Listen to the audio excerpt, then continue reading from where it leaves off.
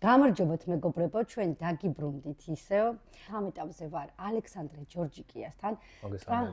ტრანსცენდენტალური მედიტაცია, ვინც ჯერ კიდევ არ იცით ამის შესახებ, აუცილებლად ამ ვიდეოს კარგად მოусმინეთ, იმიტომ რომ საინტერესო საკითხებზე გვექნება საუბარი. ის ახლახან დაბრუნდა ინდოეთიდან და დარწმუნებული ვარ, რომ ძალიან ბევრი საინტერესო თემა ჩამოგვიტანა. და მოდი ახლა დავიწყებ პირველ კითხვას, ხო? რა არის მედიტაცია? კაი, შორიდან დავიწყოთ მაშინ. კი ბატონო. სიტყვით მედიტაცია ნიშნავს აზროვნების პროცესს.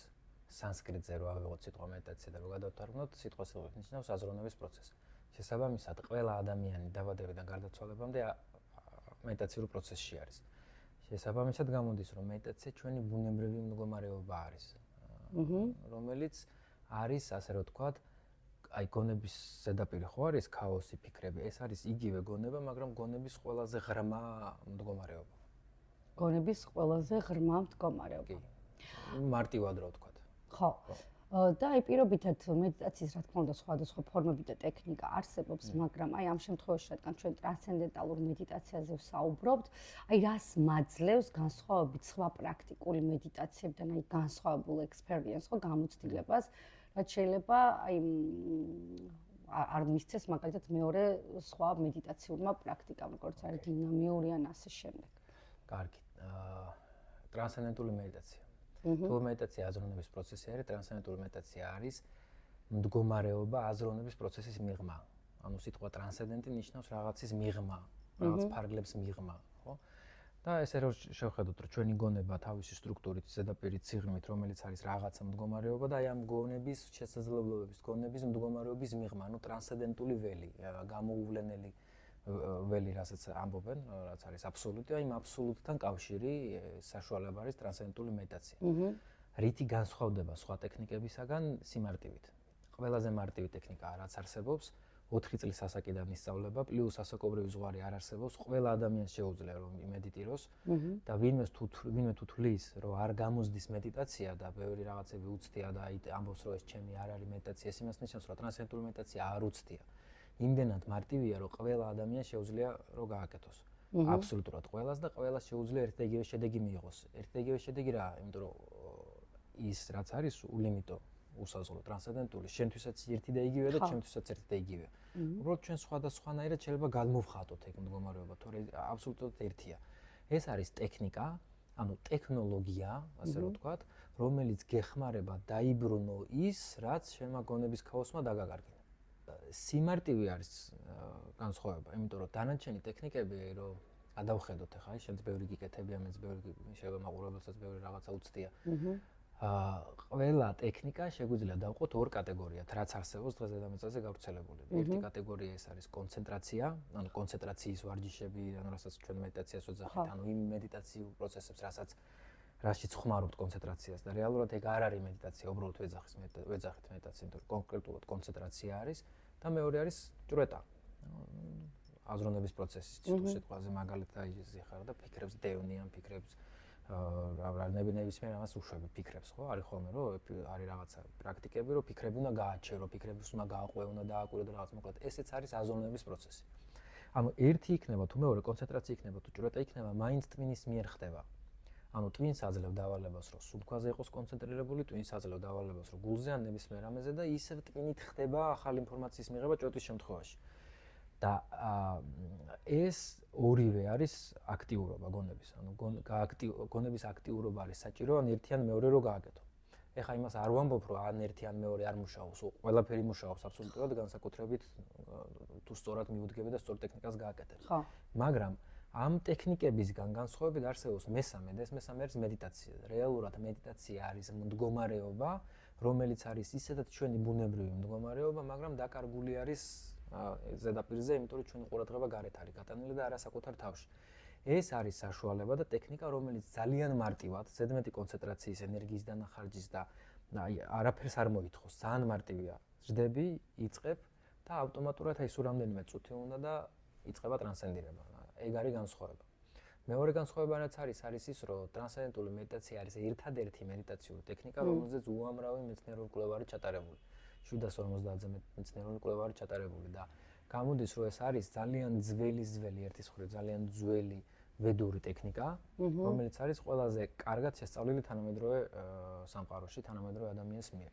იმიტომ რომ ცოტა რომ სხვანაირადაც რო შევხედოთ ამ საკითხს, ჩვენ რა სამყაროში ცხოვრობთ, ეს არის ტექნოგენური ცივილიზაცია, ანუ ჩვენთვის მნიშვნელოვანი არის გარედან რას გვეუბნებიან, ობიექტური მტკიცება, მეცნიერები გვეუბნებიან ესეა, თელი კაცობრიობა მიმართულებით ვითარდებით. მე უცოტა აღმოჩნდება რომ ეგრე არ ყოფილა სხვანაირად არის, მე არ არის პრობლემა სხვა მიმართულებით ვითარდებით.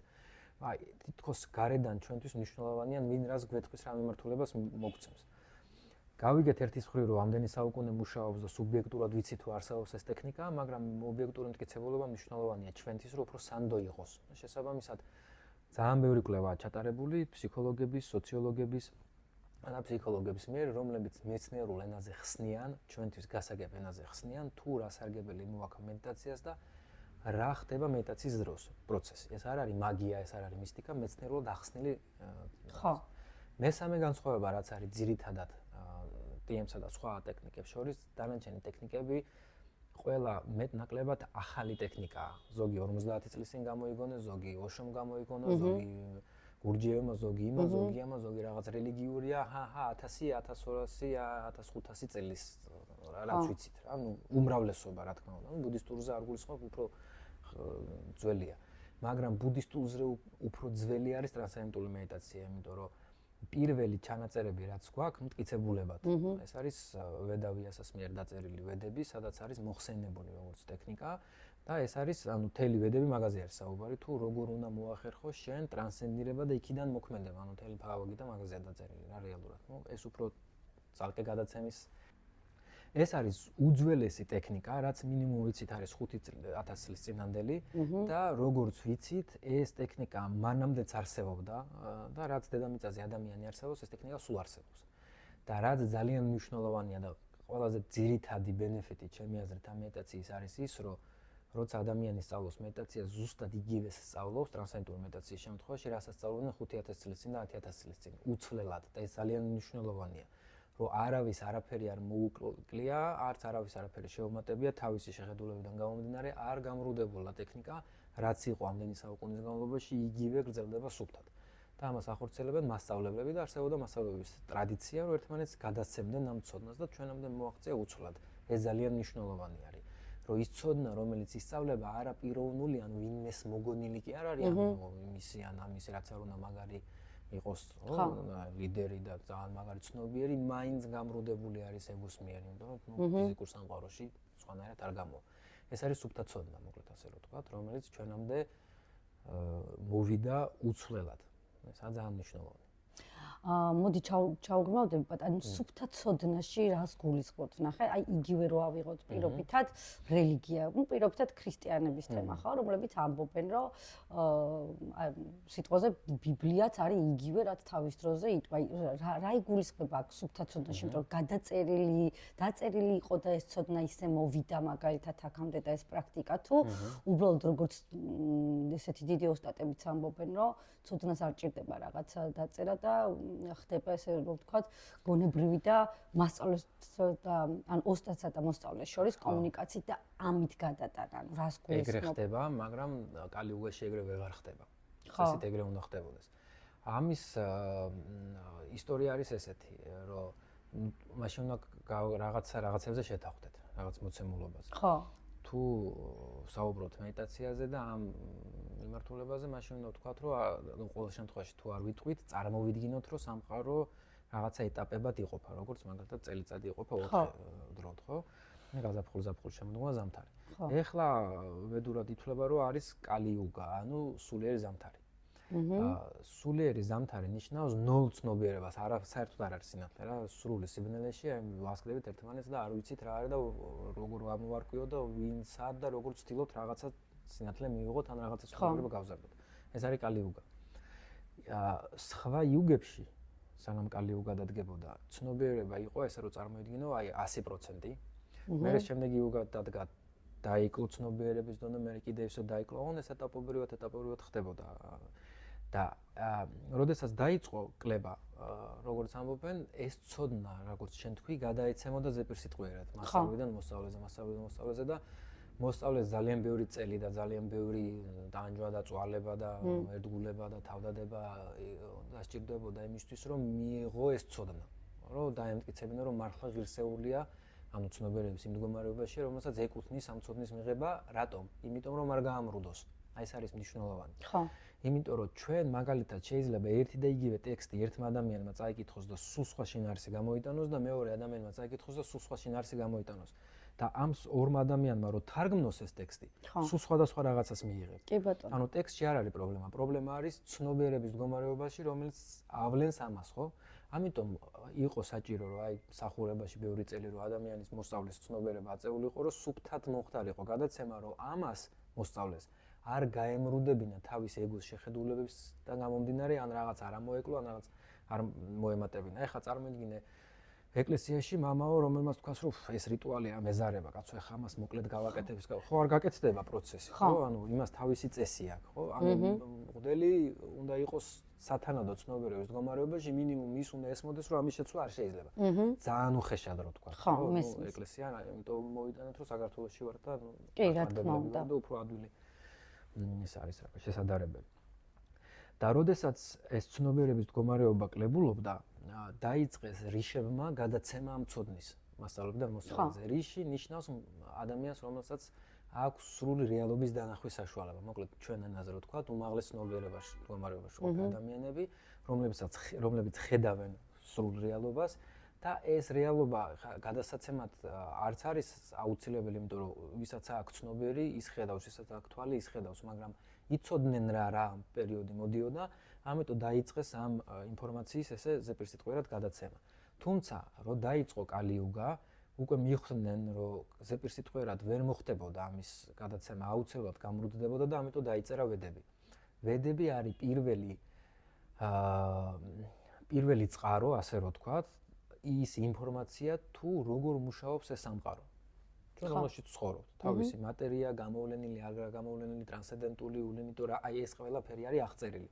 მარტივად რო ვთქვათ, აი სამყარო ხო არის, საქართველო ხო არის, ქვეყანა არის, როგორ მუშაობს ქვეყანა, რა საწყობის მოწყობა კონსტიტუცია, როგორ მუშაობს, რა კანონებია, ეს ხო სადღაც წერია კონსტიტუციაში წერია სიტყვაზე, ხო? აი დაახლოებით ეგეთი კონსტიტუცია არის სამყაროს მოწყობის ვედები, რომელიც არის ცოდნა სამყაროს შესახებ.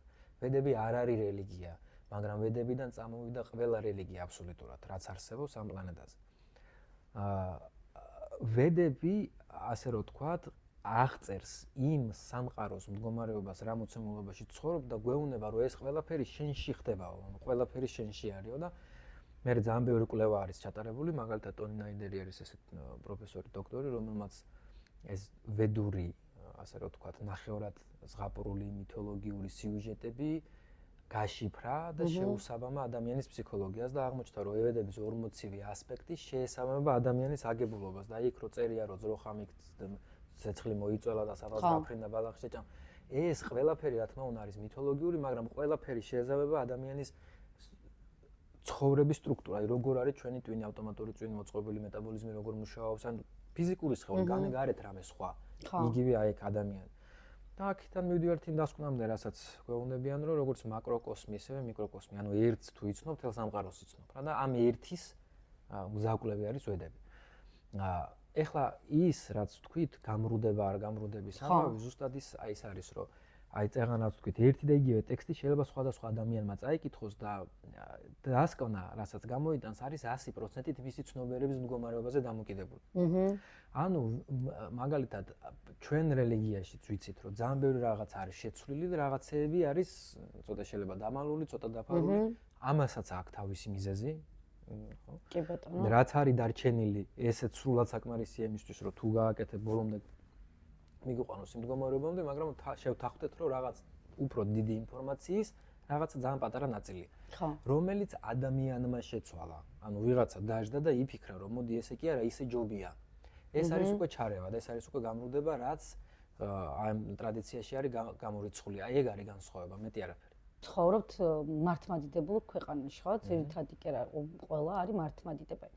ნახე როგორი რაღაც არის, რომ მედიტაცია სიტყვა ძალიან ბევრს წარმოქმნა არ აქვს და აშინებს კიდევაც. ხო, აი გონია რომ რაღაცა იდენტიფიკაციას უკეთებს, რომ მე თუ მედიტაციას დავიწყებ, მე გავხდები ეს რა ქვია ბუდისტი, ისა კრიშნაიდი, ასე შემდეგ, ხო? აი რატო არსებობს ეს შიშის ბარიერი გარდა იმისა, რომ გასაგებია, რომ რა თქმა უნდა თვითონ ალბათ მოძღვრება არა, უფრო ალბათ მამაოები ეუბნებიან, რომ არა, ეს არ არის ჩვენი, ეს შიში ამოდი ამას ნუ გააკეთებ, მაგრამ ვიღაცა ეთანხმება, ვიღაც საერთოდ არ დადის ეკლესიაში, მაგრამ მაინც ქვეცნობიერად ფიქრობს, რომ მე ვერ მივალ იმას, რომ აი ვაი თუ მე რაღაცა ბუდისტი გავხდი, აი რასთან შეიძლება შენი პირადი გამოცდილებით, აი რასთან შეიძლება ამ შემთხვევაში კონდეს კავშირში და საერთოდ არის თუ არა საჭირო ის ადამიანი პირობითად აი ასეთ ტექნიკასთან მოვიდეს შეხებაში. დავიწყოთ იქიდან, რომ ყველას და ყველაფერს დავისი დრო აქვს.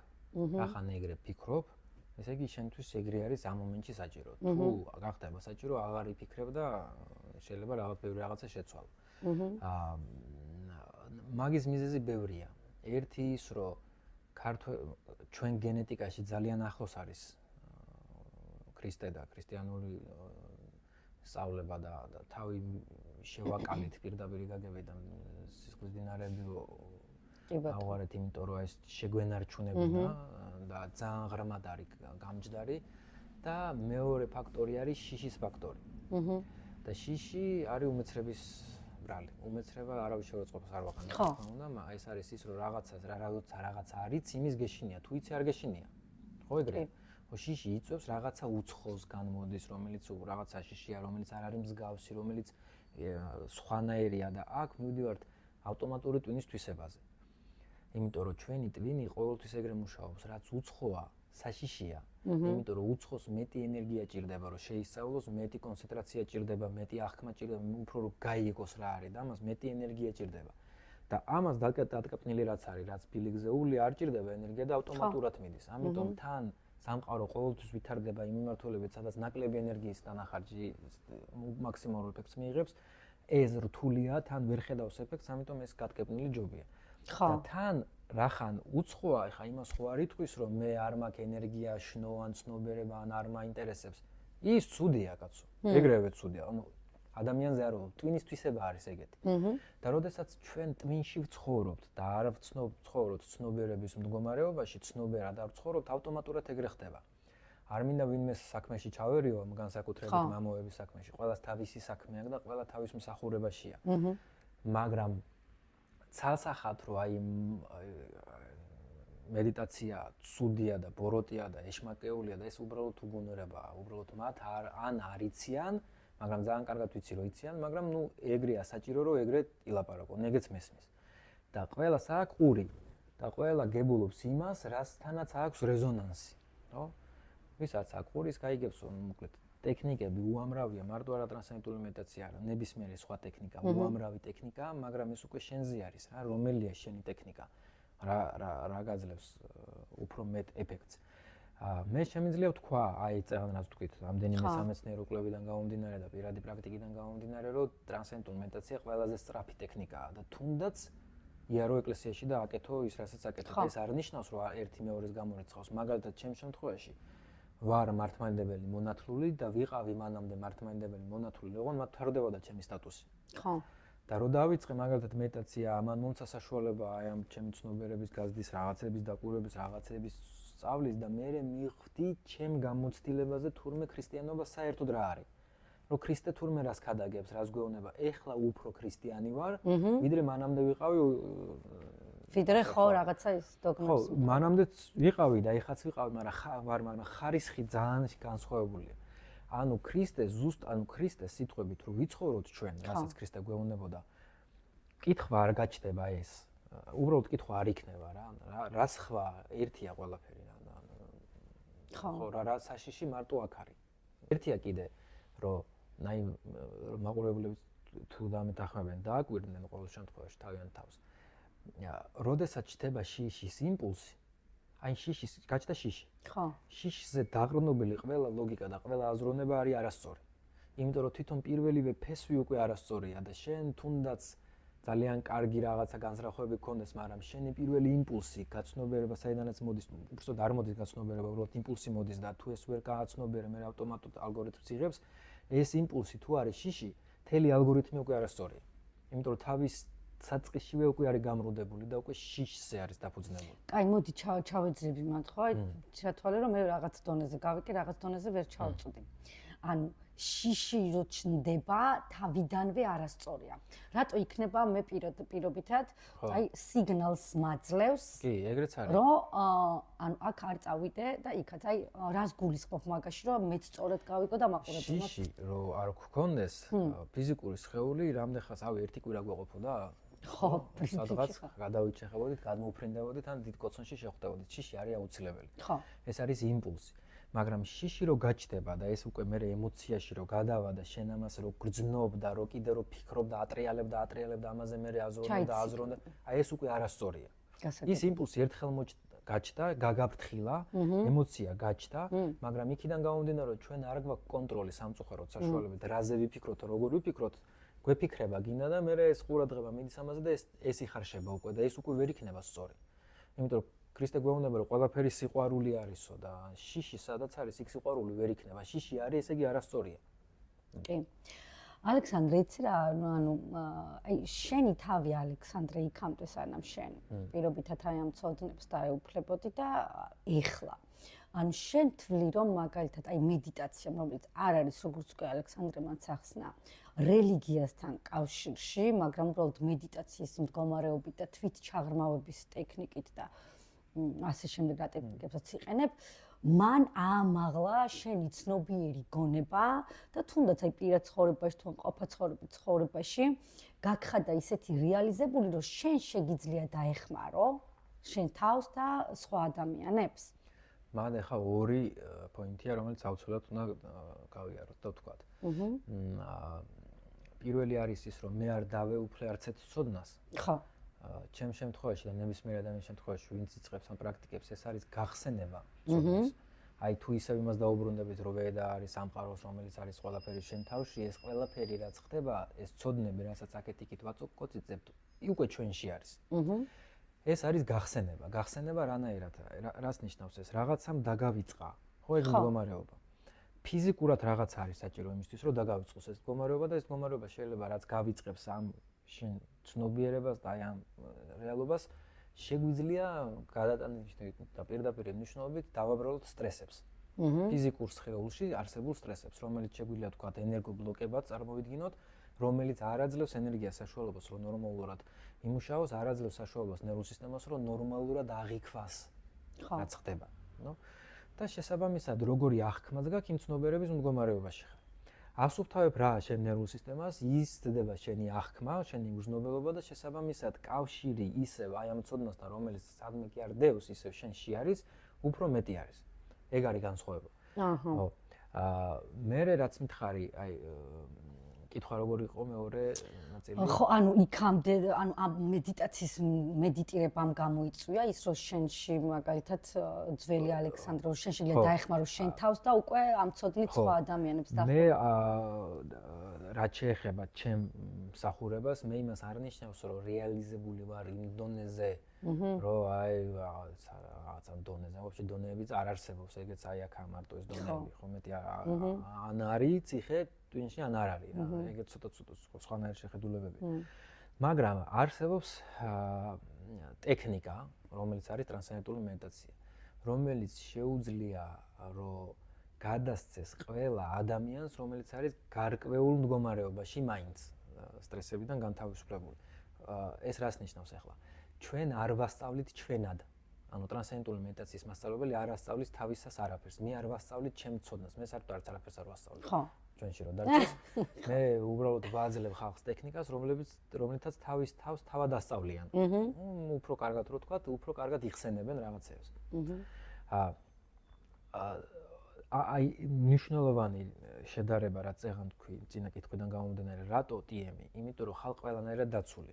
იმიტომ რომ შენ როცა სწავლებას იღებ ვიღაცა ტიპი კი არ გასწავლის თუნდაც მაღალ ცნობე გასხიოსნებული ან იღებ ზუსტად სუფთა იმ ცოდნას რაც არის აი ეს ძველი ვედური უბრალოდ ნერვული სისტემა რომელიც არის ამ შემთხვევაში ალექსანდრე ჯორჯიკიას გამოვლინებით ავლენს ამ ცოდნას თავისებურად ეგ არის თორემ მე არ ვასწავლე მე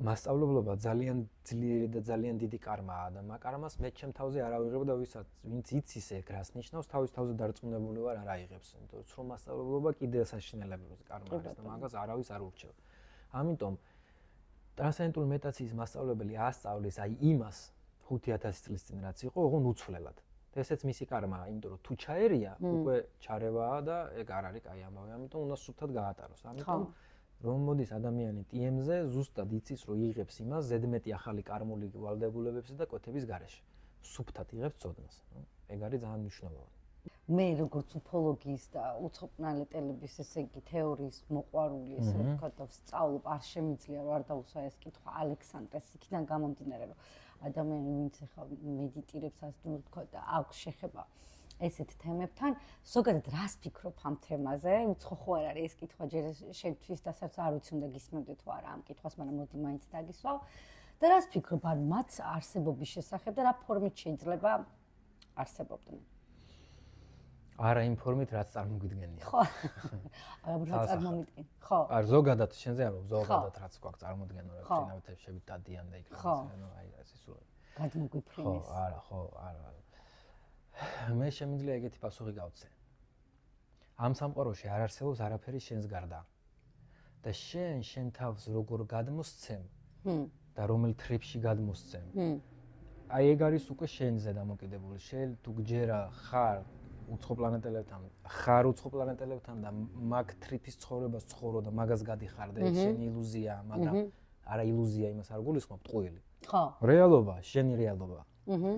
ვიღაცა ამ გზას გადის რელიგიურად და იქ იბრძვის შეპრობლებთან და ის მიღაკ და აი ამ ბრძოლებშია ვიღაცა სხვა ეგზორცისტი ხო აი ჩვენ ყველანი გავდივართ ერთი და იგივე გზას ჩვენებურად და ამ ჩვენებურ თრიფში რა არის და როგორ არის შენ თუ გგონია და გწამს და გჯერა და კონტაქტიც გექნება უცხო პლანეტელებთან და რომ მითხრა რომ გუშინ უცხო პლანეტელი მოვიდა და აი ეს მითხრა ოკეი მჯერა მჯერა იმიტომ რომ შენი სამყარო ეგრე არის მოწყობილი ხო ანუ შენ ახლა მაგრამ ერთადერთი რეალობა რაც არის ის რომ არის ყველაფერი ერთიანი უცხო პლანეტელი რომც იყოს რომელი უცხო არ არსებობს ცნობიერების მდგომარეობაში ყველა ერთი ეგეც შენი გამოვლინების ანუ შენივე მანიფესტაცია არის სხვა ფორმაში კი, აი მე ზუსტად მესმის ახლა შენ რაც თქვი, აბსოლუტურად გეთანხმები. მე უბრალოდ იმ ფორმით მინდა გკითხო, რომ აი ნახე, შენ რაც იზახი, როდესაც მე ვარსებობ, ხო? და მე რაღაცას უკეთებ, მაგალითად კონცენტრირებას პირობითაც, რომ უცხოპლანეტელი ხარ შენ პირობითაც ჩემთვის, ხო?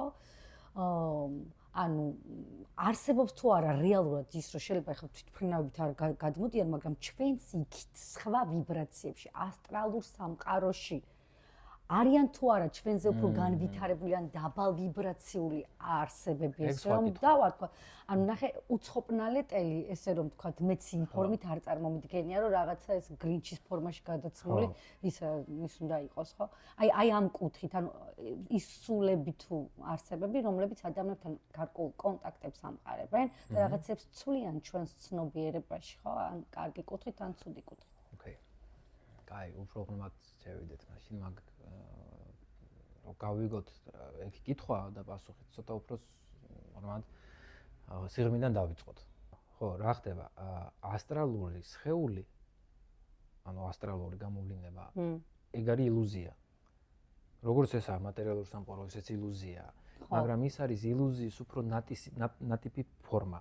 არ ვამბობ რომ არ არსებობს, მაგრამ ეგ არ არის რეალობა.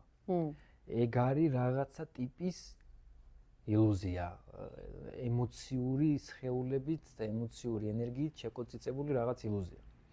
იგივე შემიძლია ვთქვა, მანდ შეიძლება ძალიან ბევრი მასწავლებელი მოვიდეს, გასწავლოს ისქნას, მაგრამ ეს ყველაფერი მაინც საკუთარ თავში ხდება, ყველა ვარიანტი უბრალოდ სხვანაირად არ გამოვა, მაგრამ რახან დაკონკრეტება გინდა, მაშინ გეტყვი რომ არსებობს ჩემი აზრით და ეს მტკიცებულება რა თქმა უნდა არ მაქვს, მაგრამ შემიძლია ესეთ რაღაცა წარმოვიდგინო და უფრო გასაგები აღსაწერად რო გასაგები იყოს. ნუ რეალობა არის ერთიანი, მაგრამ დაუშვათ და როგორ შეიძლება ეს ერთიანი რეალობა ჩავშალოთ, აი მაგაზე შეგვიძლია მემჭიროთ. ლოგიკურად ადამიანზე დაბალ განვითარებული არსებები ხო არსებობენ, ხო ხედავთ თუ არსებობენ, ხო? მაგალითად ცხოველები რაღაცა არ არიან ცნობიერების მდგომარეობაში, არ არიან სრულყოფილნი. ხო. აი არ არიან იმ გაგებით სრულყოფილნი, როგორც ადამიანი, ნერვული სისტემით და თავისი შესაძლებლობებით და პოტენციალით. ხო. ეს ამნიშნულოვანი სიტყვა დაიმახსოვრე, პოტენციალი, რაც ადამიანს აქვს. ცხოველებს ეგ არა აქვთ. და თუ არსებობენ ჩვენს ქვემოთ რაღაც არსებები და თუ დაუჯერებთ იმას, რომ როგორც ზემოთ, ისე ქვემოთ და ყველაფერი ერთი და იგივეა, მაკროკოსმი, მიკროკოსმი ერთმანეთს იმეორებს, ეს რო ამოვატრიალო, ალბათ ზემოთაც იქნება რაღაც იერარქია, რომელსაც ჩვენ ვერ ხედავთ ფიზიკურად. მაგრამ დაუშვათ რო ვართ. იმიტომ რომ ვერ იქნება ის რომ ადამიანი იყოს ყველაფრის ზე. ხო. თუმცა რელიგიიდან ვიცით და ვეთანხმები, ოღონდ სხვა გაგება არის ეგ, რომ ადამიანის სახედ და ხატად არის შექმნილი, მაგრამ სახედ რო არის შექმნილი, ზუსტად პოტენციალშია შექმნილი ღმერთის ხატად. და არა ის რომ შექმნა და всё ყველა ღმერთები ხარ თუ ეგრე ხო არა ვართ არა. ხო. 10 მილიარდი ღმერთი ვიქნებოდით მაშინ ძალიან შორს ვართ ხო ღმერთებისგან. თავის პოტენციალში. თუ გავუყვებით იმ თეორიას, რასაც მაგალითად ეკლესია გვასწავლის, თუ რელიგია გვასწავლის, რომ არის სულიერი იერარქია, ნამდვილად არის სულიერი იერარქია. იგივე მსხვილად შეიძლება დავარქვათ, ხო? შენ რაც გინდა ის დაარქვი. ეს ნუ სამყარო რაღაცა ენერგიებით ხო მოქმედებს რაღაცა ენერგიებით. აი ესე რომ მარტივად რო თქვა, ფიზიკოსების ენით რო თქვა, რაღაცა სხვადასხვა სიხშირის ენერგია, რომელიც განკარგავს ამ სამყაროს. ვიცით, გრავიტაცია ის არის, ეს არის, კარგი, გინდა არ გინდა, ვერსად ვერ გაფრინდები. ბუნების კანონები, გინდა არ გინდა ემორჩილები. იქიდან გამომდინარე, რომ ჩვენზე სუსტებიც არსებობენ და შეიძლება ვივარაუდოთ, რომ ჩვენზე ძლიერებიც არსებობენ. ადამიანი მაინც გამოდის ცენტრი სამყაროს. იმიტომ რომ არც ჩვენზე ნაკლებად განვითარებულებს და არც ჩვენზე მაღალ განვითარებულებს არ აქვთ ის, რაც ჩვენ გვაქვს. ეს არის ნერვული სისტემა.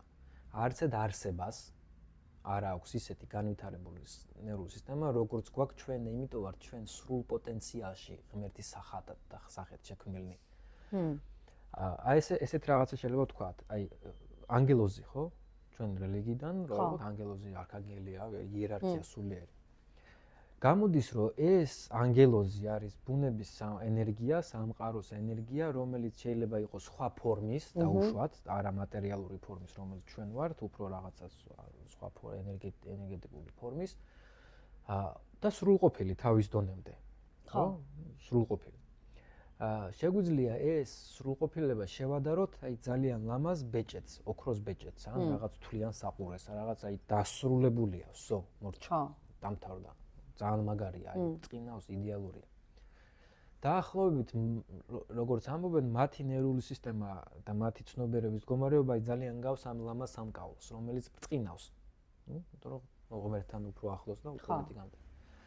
და ადამიანს ადარებენ ოქროს, დაუმუშავებელ ოქროს. და ადამიანში და დაუმუშავებელ ოქროში უფრო მეტი პოტენციალია ამ ოქროდან ყველაფრის გაკეთება შეიძლება. ხო. იმ ბეჭდისაც, იმ სამკაულისაც, იმ ნაკეთ ყველაფრის გაკეთება შეიძლება. ანუ ეს არის პოტენციაში, ამისგან შეიძლება ღმერთი გამოვიდეს. ხო. არა სულიერი იერარქია, ღმერთიც გამოვიდეს. მიხვდი, რაც არის. და რახან მარტო ჩვენ გვაქვს ცვლილებების საშუალება, იმიტომ რომ ჩვენ გვაქვს ნერვული სისტემა და ჩვენ შეგვიძლია აქ და ახლა ვიმოქმედოთ. სამწუხაროდ არ შეგვიძლია გარკვეული პირობების გამო, მაგრამ პოტენციალში გვაქვს. ხო. ანუ ჩვენ გვაქვს საშუალება, რომ გავიზარდოთ მინუს უსასრულობიდან პლუს უსასრულობამდე ადამიანი. იმიტომ არის ადამიანის ცხოვრება ნეტარი და არ ღირს არც ერთი წამის დაკარგვა ფუჭად, როცა გააქვს საშუალება, რომ ესე ძალიან დიდი ტრანსფორმაცია გაიარო რეალურად. ამ ოქროსგან გამოადნო, რაც შენ გინდა და რაც სამყაროს ჭირდება ის სრულყოფილება. გამოდის, რომ იმ ასტრალურ სხეულებს, აი იქეთ რომ დაუბრუნდეთ. ხო. არ აქვს ნერვული სისტემა. კი ბატონო. ანუ არ შეუძლიათ დროში და სივრცეში რამის ცვლილება. ნერვული სისტემის გარეშე. და იყენებენ შენ ნერვულ სისტემას. კი ბატონო. ესეთი ცოდნა, ესეთი სწავლება არის. როდესაც ადამიანი უთმობს თავის ნერვულ სისტემას სხვა არსებას, ის უარს ამბობს თავის ევოლუციას. ამიტომ ეგეთი თამაშები ცოტა საშიშია, თუნდაც ასტრალურ შრეებზე. ხო, მაგრამ შეიძლება ადამიანის, როგორ თქვა, ნების გარეშე ხდებოდეს, ხო, პირდაპირ კონტაქტები. ეგ უკვე კარმაა. ანუ პირდაპირ კონტაქტები ხდებოდეს ისე, რომ მე პირობითად არ მინდა განვიზიტავ, ხო? ანუ ეგ არის ადამიანი. და მაგრამ ის მაინც არის კონტაქტში, ის პროვოცირებს, ხო, გარკვეულწილად და რეზონირებს ქვია მაგას, ხო? რეზონირებს. ამ სამყაროში ყველაფერი რეზონანსის პრინციპით მუშაობს. ხო, სულ წინ ხდება. აი აქ ეხა შენ რაც თქვი, თუნდაც კარგი იქნება თუ ცუდი კექეც ხო, კარგი და ცუდი ხო, მარტო ამის შეფასება არის რაღაცა, რომელიც არის ობიექტი, არის რაღაცა პროცესი და არის სუბიექტი. სულ ეს სამი რაღაცა ხდება. შენ ხარ სუბიექტი, გარესამყარო არის ობიექტი და კავშირი შენ და გარესამყაროს შორის არის მუდმივი აქ და ახლა პროცესი. ხო, ეგრე გამოდის. სუბიექტი, ობიექტი და დაკვირვება მათ შორის. ხო? ხო. ეხლა ეს სამყაროსთან შენ რეზონირებ იმ სკალაზე, რაც ცნობიერების მდგომარეობას გაქვს. ანუ რაც გაცნობიერებაც გაქვს, იმას ხედავ. რასაც აღიქვავ, იმას ხედავ. გაბრაზებული გამოდიხარ სახლიდან 100 მიზეზი გეძლევა თუ რატო უნდა გაბრაზდე. ხო.